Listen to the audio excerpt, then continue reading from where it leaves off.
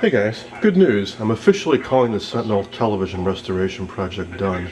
I've got the picture all squared away, set's playing great, plenty of brightness, sounds great.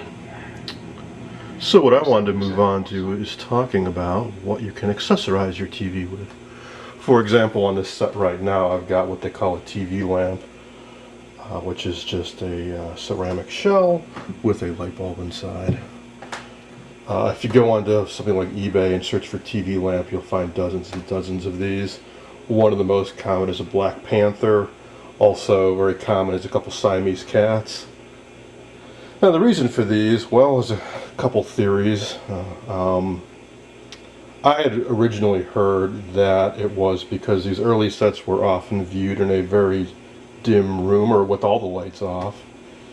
And if you only had light from the TV, your pupils would contract and dilate to the brightness on the TV, whereas if you had a fixed light source nearby, it would keep your pupils at a fairly fixed, openness, and you'd get more, the picture would look better. And I think that was the rationale behind the Sylvania Halo Light TV, which actually had a neon light that went around the bezel of the TV, and you could control the intensity of that to provide a constant background light to it. I've also heard that it was just there to relieve eye strain, and I've also heard that it was just there for decorative purposes. When you have a TV this big, you have this big flat surface, and you just got to put something on top of it. So that's the lamps. There's a bunch of other things, so I'm going to pull out a couple more sets and show you what else you might want to look for to put on top of your TVs. Okay, I've pulled out a couple more sets, an Admiral on either side of the Sentinel to give me some more display area. What I've got up first are numechrons, which are, in this case, clocks in the shape of a TV. They made a whole range of clocks in different shapes. What these are is actually, it's a mechanical movement. You see on the far right there's the seconds going by, and then when that gets to 0, it trips over the minutes and so on. Now, I can't possibly do these justice compared to Force 311999, who has a fantastic YouTube channel with many videos talking about these. He's got an incredible collection, tips on cleaning them, maintaining them, and so on. And when he saw that I started collecting these, he did me a big favor, because one of mine had a big crack in the side. And he did some trading with a friend of his, and I ended up getting some cases without a big hole in the side. So thanks for that. Now, if you take a closer look, you can see why I pulled out these sets and why I picked these clocks out in particular. Because this guy has black and white numerals with a gold bezel, and this is a black and white TV with a gold bezel. This is black and white with a white bezel, and this set has a black and white with a white bezel. And this one I got just because it was cheap, to be honest, and it's nice to have a white one in the mix. But what this has is green, blue, and red digits, because these came out, I believe, with the advent of color TV. The very first one of which came out in '54, I believe, the CTC 100. I don't have any of those early color TVs. Maybe one of these days I'll be lucky enough to get one. They're quite rare, quite highly collected. But anyways, at least I've got this little guy in the meantime. Oh, and these do light up. There's a switch on the front here. So just like those TV lamps, these can also serve double duties, a TV lamp and a clock. Alright, next up, the ubiquitous rabbit ears. Here's the most basic variety with just 2 brass poles. This one has a little corkscrew in the middle for UHF, I believe. Also has a switch on the base, which would switch out some reactive elements inside to help to further filter or tune in the stations you're interested in. Here's another type that has a rotary knob on it. And then there's these guys, which are actually antennas. There's a little wire coming out of their rears. Inside of these is an antenna element, and these are flocked animals, Here's the flock is the feltish coating on there, and I actually got the original box with the cat. So apparently there's a whole set of these. So far I just have the Springer Spaniel and the Siamese cat.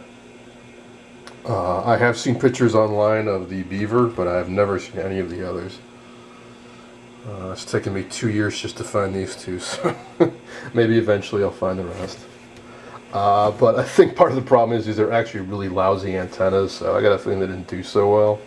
I'm guessing these are from the late 50s, maybe.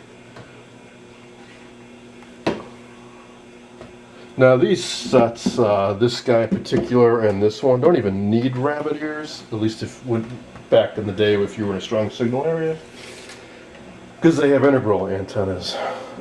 This would slide into the top of the TV chassis, and then you would connect these terminals, and instead of manipulating something like rabbit ears, you had this switch you could throw, which would switch out different antenna elements. In this guy, there's a big metal octagon set into the top of the set that then goes into the antenna terminals.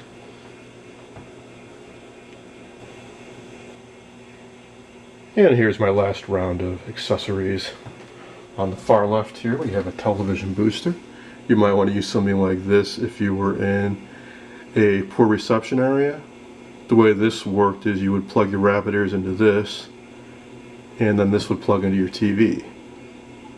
You would tune this into the station you want to listen to and or watch, and this would amplify and filter it to that frequency. Next to that here we have a antenna rotor control. If you were really out in the boonies, you might have a big antenna up on your roof. That would be a directional antenna.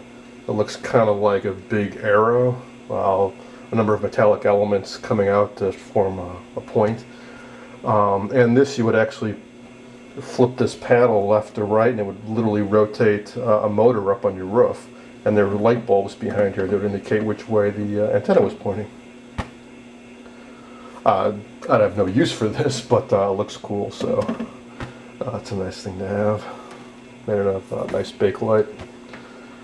Over here is a box I showed in one of my earlier videos, a Strata tuner. What this is none of these sets, or I should say all these sets were made before UHF existed. So when that came out, instead of plopping down hundreds for a new set, you could buy one of these boxes, which would convert UHF into VHF, kind of like an old cable box, where you would set your channel to your TV to channel 3, and this box would do the tuning for you. So you'd set this, say, to UHF, and if you wanted to watch channel 32, you would dial 32 in here, and you'd leave the TV on channel 3. Now this would do both UHF and VHF, so there's actually two sets of inputs on the back, so you would need two antennas. This is a UHF bow tie antenna. Works pretty well, it's fairly directional. And then this is just another set of good old rabbit ears. And finally, here is another antenna booster made by A-Static, where you have the various TV stations up here and you would tune it in to boost it. Alright, well, I hope you enjoyed this little series on vintage TV accessories. That's all I've got for now.